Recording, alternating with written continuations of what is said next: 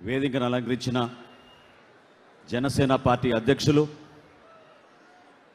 మనందరి అభిమాన నాయకులు, ఆంధ్రప్రదేశ్ రాష్ట్ర ముఖ్యమంత్రి శ్రీ పవన్ కళ్యాణ్ గారికి, వేదికను అలంకరించిన సహచర మంత్రివర్యులు దుర్గేష్ గారికి, పెద్దలు నాగబాబు గారికి, గౌరవ శాసనసభ్యులు, గౌరవ పార్లమెంట్ సభ్యులకు, జనసేన పార్టీ వివిధ కార్పొరేషన్లకి చైర్మన్లు, పార్టీ కార్యవర్గంలో ఉన్నత స్థానంలో ఉన్న మన నాయకులు, మా అందరికన్నా ముఖ్యంగా మీరు మన జన సైనికులు, మన వీర మహిళలు, మనస్ఫూర్తిగా మీరు ఏ విధంగా 12 సంవత్సరాలు పవన్ కళ్యాణ్ గారి వెంట నడిచారో, ఆ బాటలో ఎంతోమందిని తీసుకొచ్చి రాష్ట్రానికి మీరు ఉపయోగపడ్డారో ఈ సందర్భంగా మనం గుర్తు చేసుకోవాలి.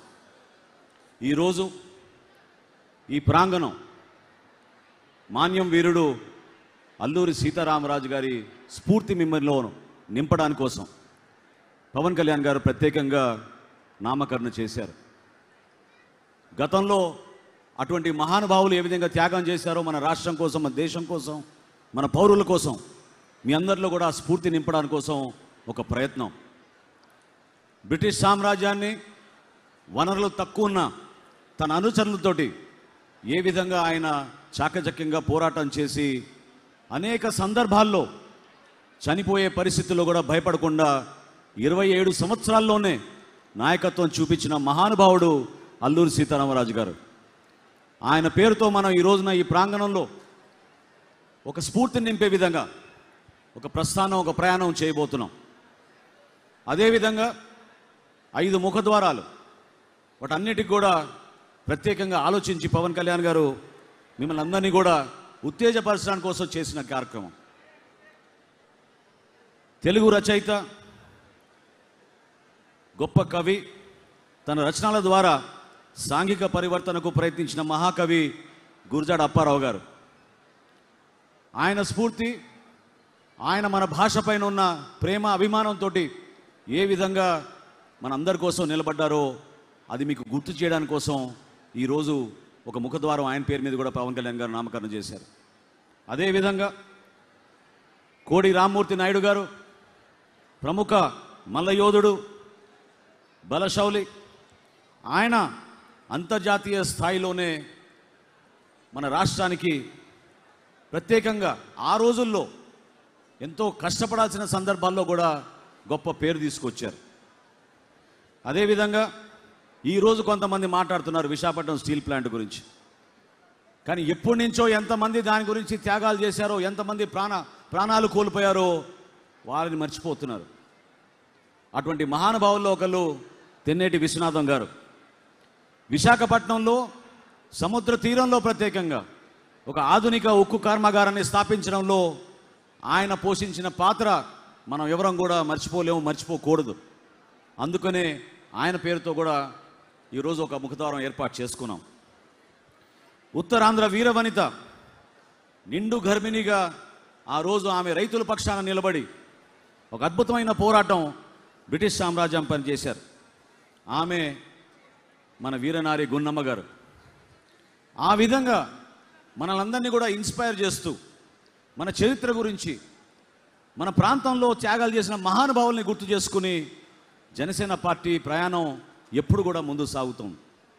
మీరందరూ కూడా ఆలోచించాల్సిన ముఖ్యమైన అంశాలు, మీలో ఒక కొత్త భావన వచ్చే విధంగా దేనికోసం ఈ ప్రయాణం అని తెలపాల్సిన బాధ్యత కూడా మన పైన ఉందని మన పార్టీ అధ్యక్షులు పవన్ కళ్యాణ్ గారు ఎప్పుడు చెప్తూ ఉంటారు.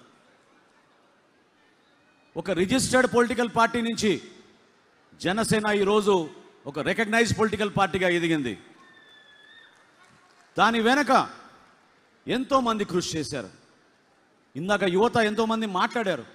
నిన్న మొన్న జరిగిన సేనానితో జరిగిన ఆ కార్యక్రమంలో ప్రతి ఒక్క సామాన్యుడు, కార్యకర్త, వీరమహిళ ఏ విధంగా వాళ్ళు కష్టపడి పార్టీ కోసం నిలబడ్డారో, ఏ విధంగా పవన్ కళ్యాణ్ గారు వాళ్ళని గుర్తించారో గర్వంగా చెప్పుకోగలిగారు. ఈరోజు ఇందాక మహిళ అక్కడ గ్లాస్ సింబల్ పట్టుకుని ఆమె చూపిస్తూ ఉంటే మనకి ఈ రికగ్నిషన్ ద్వారా ఈ రోజు జాతీయ స్థాయిలో మన రికగ్నైజ్డ్ పొలిటికల్ పార్టీగా ఎదిగితే మనకి ఆ గ్లాస్ సింబల్ పర్మనెంట్గా జనసేన పార్టీ అభ్యర్థులకు ఎక్కడ పోటీ చేసినా మనం సాధించుకోగలిగాం. దాని వెనక ఏమాత్రం స్వార్థం లేకుండా సుదీర్ఘమైన ప్రస్థానం చేసిన మన నాయకుడిది. ఆ స్ఫూర్తి మీరందరూ కూడా నిలుపుకోవాలి. కార్యక్రమం ప్రారంభంలో వీర మహిళ గోవిందమ్మ గారిని ఎందుకు మనం గుర్తించాం, ఎందుకు ఆ గౌరవం ఇచ్చాం? ఎందుకంటే మరువలేని సంఘటన అది. అర్ధరాత్రి పూట మన అధ్యక్షుడిని ఆ రోజు నిర్బంధించి నోవోటైల్లో పెడితే ఆ మహిళ 3 సంవత్సరాల బిడ్డతో వచ్చి నోవోటైల్కి ఎదురుగా సముద్ర తీరాన కూర్చుని రాత్రంతా దీక్ష చేసి పవన్ కళ్యాణ్ గారిని విడిచే వరకు నేను వెళ్ళనని చెప్పి ఆమె నిలబడిన తీరు మనందరినీ కూడా ఉత్తేజపరచాల్సిన సందర్భాలు మర్చిపోకండి. ఎందుకంటే ఈ రోజున కొంతమంది ఆవేశంతో, కొంతమంది అనుభవం లేక పార్టీ గురించి, ఆయన పడిన కష్టాల గురించి మర్చిపోయి క్షేత్రస్థాయిలో జరుగుతున్న కొన్ని వాస్తవ పరిస్థితులను ఆధారం చేసుకుని మమ్మల్ని ఎవరు పట్టించుకోవడం లేదనుకుంటున్నారు. ప్రభుత్వం వచ్చి 14 మాసాలైంది. పరిపాలన పైన ఒక పట్టు తెచ్చుకోవాలి. ఎన్నికల ముందు మనం ఇచ్చిన హామీలు, వాగ్దానాలు ప్రజలకి ఏ విధంగా మనం మాట ఇచ్చామో కూటమిని బలపరుచుకుంటూ గౌరవ ముఖ్యమంత్రి చంద్రబాబు నాయుడు గారు, కేంద్రంలో ప్రధానమంత్రి నరేంద్ర మోడీ గారి నాయకత్వంలో పవన్ కళ్యాణ్ గారు ఏ విధంగా సమన్వయపరుచుకుంటూ కష్టపడుతూ ప్రభుత్వ యంత్రాంగాన్ని ముందుకు తీసుకెళ్తున్నారో మీ అందరూ కూడా అర్థం చేసుకోవాలి. ఏ కార్యక్రమం చేసినా సామాన్యుడి కోసం ఆలోచిస్తారు. ఏ పథకం తీసుకొచ్చినా మీ అందరికీ ఉపయోగపడే విధంగా ఆలోచిస్తారు. ఎవరికి ఇక్కడ స్వార్థాలు లేవు. ఒక్కసారి దయచేసి ఆలోచించండి. మీరు 5 సంవత్సరాలు ఎంత నష్టం జరిగిందో మన రాష్ట్రానికి, ఆర్థికంగా ఎంత వెనకడుగు వేశాం, ఎంత దుర్మార్గంగా ప్రవర్తించారు, ఏ విధంగా వాళ్ళ అరాచకాల వలన కనీసం ప్రజాస్వామ్యంలో పోటీ చేసుకోలేని పరిస్థితి తీసుకొచ్చిన వైఎస్ఆర్సీపీ పాలకుల గురించి మీరందరూ కూడా గుర్తుపెట్టుకోవాలి. ఒక్కొక్క సందర్భాల్లో మీ మెమరీ తక్కువ ఉండొచ్చు, కానీ మర్చిపోబాకండి. దయచేసి ఆంధ్రప్రదేశ్ రాష్ట్ర ప్రజలందరినీ కూడా నేను సవినయంగా కోరుతున్నాను. ఏ రోజైనా సరే మీరు ఈ కూటమికి ఎందుకంత ఘన విజయం అందించారు, ఎందుకు మీరు మమ్మల్ని ఆశీర్వదించారు, దాని వెనక 5 సంవత్సరాలు జరిగిన ఆ అహంకారమైన పరిపాలన ఏ విధంగా ప్రతి కుటుంబాన్ని ఇబ్బంది పెట్టిందో దాన్ని మీరు మర్చిపోబాకండి. సంక్షేమంలోనూ అభివృద్ధిలోనూ ప్రతి అడుగు మీకోసం ఏ విధంగా నిజాయితీగా మన సామాన్యంగా ఉండే మన కార్యకర్తలు, మన నాయకులు అందించే సమాచారం బేస్ చేసుకుని ప్రతి సందర్భంలో పవన్ కళ్యాణ్ గారు నిలబడతారు. సోషల్ మీడియాలో జరుగుతున్న ప్రచారం, ప్రత్యేకంగా వ్యక్తిగతంగా దూషించే విధానం, దీన్ని మనందరం కూడా తిప్పికొట్టాలి. జన సైనికులుగా, వీర మహిళలుగా మీరు పడిన బాధలు, అవమానాలు బహుశా ఏ రాజకీయ పార్టీలో నాయకులకి ఆ విధమైన పరిస్థితి రాలేదు. కానీ మీరు నిలబడ్డారు, తట్టుకున్నారు. ఈ ప్రస్థానంలో మీరు కదలకుండా నడిచారు. మన వీర మహిళలకి జరిగిన అవమానాన్ని మీరెవరు కూడా మర్చిపోకూడదు.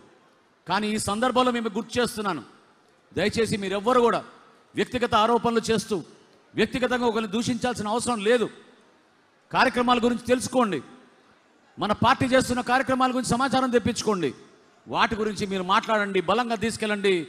ఏ విధంగా మనం మన కూటమి ప్రభుత్వంలో భాగస్వాములుగా మనం అద్భుతమైన కార్యక్రమాలు చేస్తున్నామో అది అందరికీ తెలియజేయండి.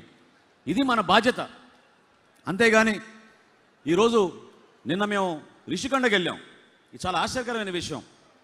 453 కోట్ల రూపాయలతోటి తన నివాసం కోసం ఖర్చు పెట్టుకుంటే ఒక మహానుభావుడు ఈరోజు పత్రికలో రాస్తారు, పైనుంచి పెచ్చులూడిపై పడిపోతే 4 అంగుళాల దూరం పడింది, అది కావాలని జరిపారు, అక్కడ నీళ్లు కూడా ఎక్కడి నుంచో వచ్చినట్టు ఒక పత్రికలో సగం పేజీ రాశారు ఇవాళ. అంటే ఇంతకన్నా దుర్మార్గమైన ఆలోచనలు ఉంటాయి చెప్పండి? మేము అక్కడ వెళ్ళినప్పుడు హడావిడిగా మేము పోయి 4 ముక్కలు ఎరగొట్టి నీళ్ళేసి ఈ విధంగా కట్టారని చెప్తామా? అంత అవసరమా?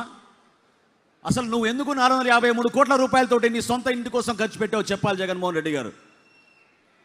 ఋషికొండలో పర్యావరణానికి జరిగిన నష్టం, రాష్ట్ర ప్రజల్ని మోసం చేసి ఏ విధంగా డబ్బుల్ని దుర్వినియోగం చేసి సొంత అవసరాల కోసం వాడుకున్నారో ప్రజలకి జవాబు చెప్పాలి.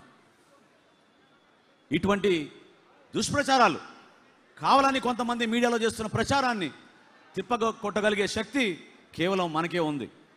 మన జన సైనికులు, వీర మహిళలు, దయచేసి మీరు చేస్తున్న ప్రతి కార్యక్రమాల్లో పార్టీ అధ్యక్షులు పవన్ కళ్యాణ్ గారు ఇచ్చిన సందేశాన్ని మీరు తీసుకెళ్ళండి. ఎక్కడ కూడా పొరపాటు జరగకూడదు. ప్రజాస్వామ్యాన్ని పరిరక్షణ కోసం, ప్రజాస్వామ్యాన్ని నిలబెట్టడం కోసం, యువతకు ఒక అద్భుతమైన అవకాశం కల్పించడం కోసం పవన్ కళ్యాణ్ గారు ఏ విధంగా ముందు తీసుకొచ్చారో మీరు చూశారు. మీలోనే నాయకత్వం కావాలని కోరారు ఆయన. ఈరోజు కూడా నేను ఇందాక నా మీటింగ్లో అందరికన్నా ముందు మాట్లాడినప్పుడు ఒక మాట చెప్పాను. ఈరోజు వేదిక మా కోసం కాదు, ఎవరైతే పార్టీ కోసం నిలబడ్డారో కార్యకర్తలు, మన జన సైనికులు, వీర మహిళలు, వాళ్ళని ఆహ్వానించి వాళ్ళకి ఈ వేదిక ఇమ్మని మన పార్టీ అధ్యక్షులు కోరారు. ఈ రోజున మీరు గెలిపిస్తేనే మేము గెలిచాం, మీరు ఆశీర్వదిస్తేనే మాకు ఈ పదవులు వచ్చినాయి. పవన్ కళ్యాణ్ గారి నాయకత్వంలో ప్రజల్లోకి మనం తీసుకెళ్లాల్సింది ఒకటే ఒకటి. కూటమిని మనం బలోపేతం చేసుకుంటూ 3 పార్టీల్ని సమన్వయపరచుకోవాల్సిన బాధ్యత మనందరికీ ఉంటుంది. ప్రతి ఒక్కరికి పదవులు రావు. అదేవిధంగా నాయకత్వం కోరితే మీకు రాదు. నాయకత్వం కావాలంటే మీలో ఒక బలమైన ఒక తపన, పనిచేసే ఒక నమ్మకం మీలో రావాలి. ఆలోచించండి. మీరు ఒక డిసిప్లిన్ ఉండాలి, ఒక కమిట్మెంట్ ఉండాలి, మీలో కష్టపడే మనస్తత్వం ఉండాలి. అప్పుడు ఆ నాయకత్వం వస్తుంది. మనం చేసే ప్రతి కార్యక్రమం, ఈరోజు తెలుగు రాష్ట్రాల్లో 12,34,000 సభ్యత్వం మనం చేయగలిగామంటే అది కేవలం మీరందరూ చేసిన కృషి. నిజాయితీగా కష్టపడ్డారు పార్టీ పిలుపు మేరకు. మర్చిపోలేము ఆ సంఘటనలు. పార్టీ నుంచి మేము చేయాల్సిన కార్యక్రమాలు ఎప్పుడు కూడా మీకోసం అంకిత భావంతో చేసుకుని ముందుకెళ్తాం. నేను పార్టీ చేరక ముందు పవన్ కళ్యాణ్ గారితో అనేక సందర్భాల్లో మాట్లాడుకున్నప్పుడు ఒక ముఖ్యమైన అంశం నేను చాలా సందర్భాల్లో ప్రస్తావించాను. పదవుల కోసం కాదు మేము చేసిన ప్రయాణం. నేను అప్పటికే శాసనసభాపతిగా ఉన్నాను. పవన్ కళ్యాణ్ గారు ఎప్పటి నుంచో సమాజానికి అంకితం అయిపోయారు. దేనికోసం ఈ ప్రస్థానం అని అనుకున్నాం ఆ రోజున. ఈ ప్రస్థానం మీకోసం, మీకు ఒక చక్కటి వేదిక జనసేన ద్వారా కల్పించడానికి కోసం, ఈ పార్టీ ద్వారా భారతదేశంలో, రాష్ట్రంలో ఒక మార్పు తీసుకొచ్చి ప్రజాస్వామ్యాన్ని నిలబెట్టి ప్రతి ఒక్కరికి మేలు చేయడానికి కోసం, ఒక తపనతో పనిచేయడానికి కోసం ఈ కార్యక్రమం. అంతేగాని స్వార్థ రాజకీయాల కోసమో స్వలాభం కోసం కాదు ఈ ప్రయాణం. మీరందరూ కూడా ఒక అంకిత భావంతో, ఎన్నికలు అయిపోయినాయి, 14 మాసాలు పూర్తయిన ప్రభుత్వం వచ్చిన తర్వాత మన బాధ్యత ఏంటనేది మీరు ఆలోచించాలి. నిలబడండి, ఒకే ఒక మాట మీద నిలబడండి. మన పార్టీ అధ్యక్షులు పవన్ కళ్యాణ్ గారు మనకి ఏం చెప్తారో అది చేద్దాం.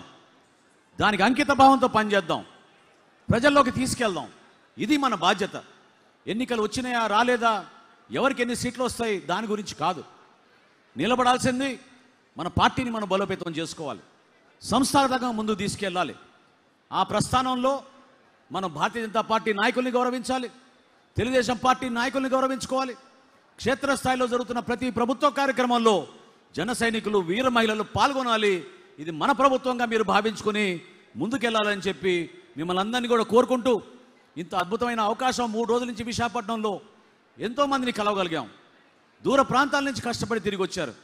పేరు పేరున ఈ ఆహ్వాన కమిటీకి కష్టపడి పనిచేసిన మన గౌరవ శాసనసభ్యులకి, ఈ 12 మంది కమిటీలు ఏదైతే వారం 10 రోజుల నుంచి అహర్నిశలు కృషి చేశారటువంటి ఏర్పాటు చేయడానికి, పోలీస్ సిబ్బందికి, అధికారులకు, మన పార్టీ అధ్యక్షులు పవన్ కళ్యాణ్ గారికి మనకి ఇటువంటి వేదిక కల్పించినందుకు గర్వంగా మనం జనసేన అని చెప్పుకునే విధంగా ముందుకెళ్ళడానికి ఆయన కల్పించిన ఈ అవకాశాన్ని నేను ప్రత్యేకంగా ధన్యవాదాలు తెలుపుకుంటూ సెలవు తీసుకుంటున్నాను.